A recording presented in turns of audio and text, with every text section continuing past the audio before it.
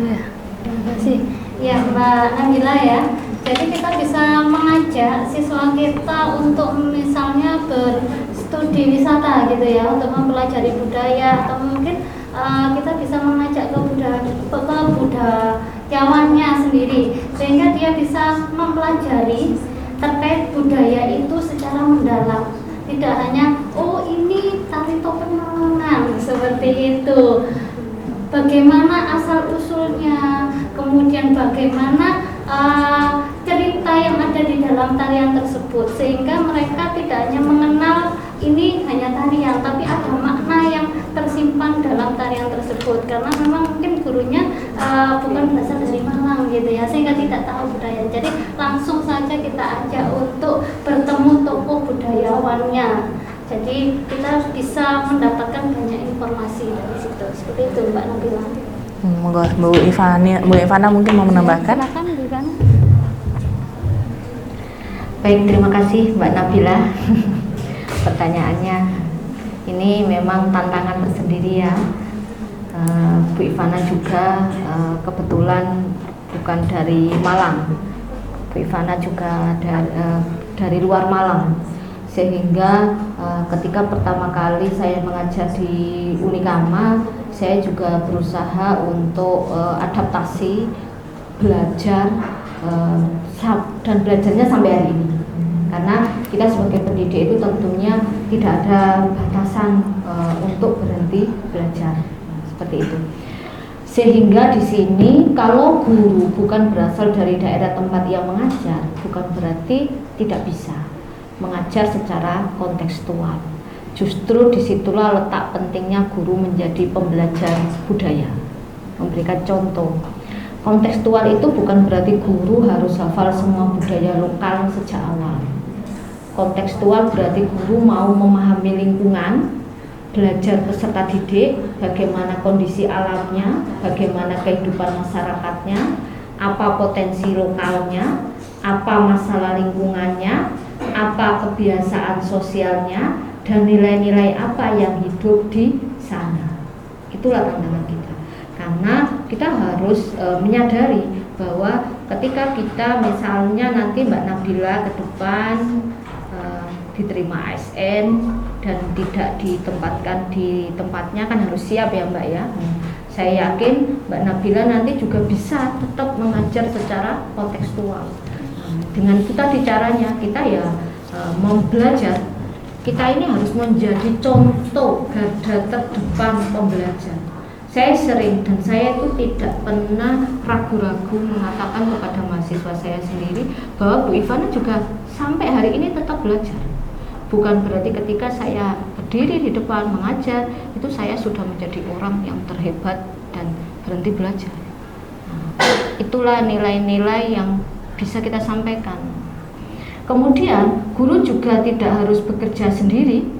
Guru bisa belajar dari siswa, orang tua, tokoh masyarakat, perangkat desa, komunitas lokal, atau narasumber setempat.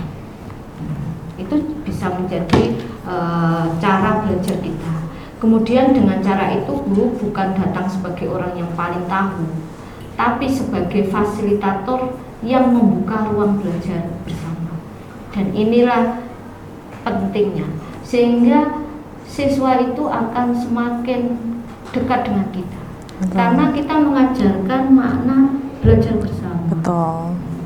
Karena terkadang kalau saya ini sebagai dosen, mahasiswa ini kan walaupun umurnya itu jauh dengan saya, kalau Mas Zizi, Mbak Nabila tentu saja kan jauh ya. Sehingga saya juga berusaha bisa ketika mengajar, saya juga bisa berusaha di umur mereka, bahwa di umur sebagai mahasiswa itu tidak hanya pengen diajari kayak digurui, tetapi juga diajak untuk meyakinkan bahwa kita belajar bersama. Dan itu nanti akan malah kedekatan kita terhadap siswa kita, terhadap mahasiswa kita itu sangat penting.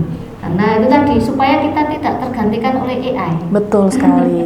Supaya kita tidak tergantikan oleh AI.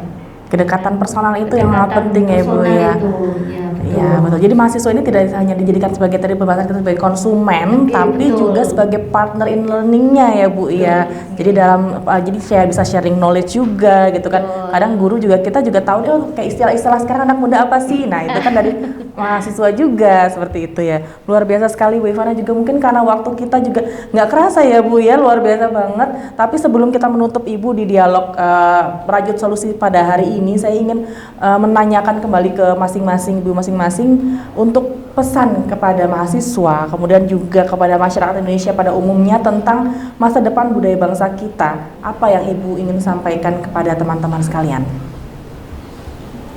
Baik, sebagai penutup, saya ingin menegaskan bahwa etnopedagogi digital sangat relevan dengan pembelajaran.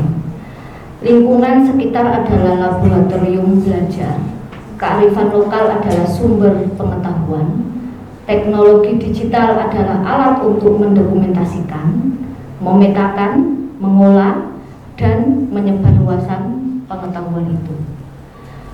Melalui inovasi perencanaan, kita dapat memastikan bahwa pembelajaran tidak hanya berhenti pada pemahaman teori, tetapi juga menghasilkan karakter, keterampilan, karya, dan dampak nyata bagi masyarakat. Harapan saya yang terakhir, mahasiswa Indonesia generasi yang cakap digital, terutama mahasiswa yang ada di lingkungan Fakultas Ilmu Pendidikan Universitas PGRI Kanjuruhan Malang. Cakap digital, berpikir kritis, mencintai budaya lokal, peduli lingkungan, dan mampu memberi kontribusi bagi bangsa. Dari lokal kita menuju ke Indonesia, seperti itu. Dari saya. Baik, terima kasih Bu Ivana. Silakan Ibu Armelia. Ya, jadilah generasi yang terbuka terhadap kemajuan, jangan hanya menjadi pengguna teknologi dan konsumen budaya. Jadilah peneliti, pendidik, dan pencipta karya dan penggerak perubahan. Berpikirlah secara global, berkaryalah secara kreatif, tetapi tetap berakar pada nilai dan identitas Indonesia. Baik, luar biasa sekali menurut yang sudah disampaikan oleh kedua narasumber kita yang luar biasa, bahwa teknologi dan juga manusia adalah dua hal yang beriringan, di mana teknologi kita manfaatkan sebagai alat, tapi juga jangan sampai kehilangan kearifan lokal kita itu sendiri. Kita juga terima kasih sekali lagi kepada Fakultas Ilmu Pendidikan Universitas PGRI Unikama. Terima kasih ke Kejuruan Malang. Kita nanti datang lagi ke sini. Terima kasih Bu Dr. Cecilia yang sudah berkenan untuk, dan juga mahasiswa yang sudah berkenan hadir pada hari ini. Bapak Ibu dosen sekalian, kita jumpa lagi di Dialog Merajut Solusi episode berikutnya. Saya Zinita Kuria Putri, mohon izin pamit undur diri. Mohon maaf kalau ada salah-salah kata. Wassalamualaikum warahmatullahi wabarakatuh. Selamat pagi semuanya. Terima kasih.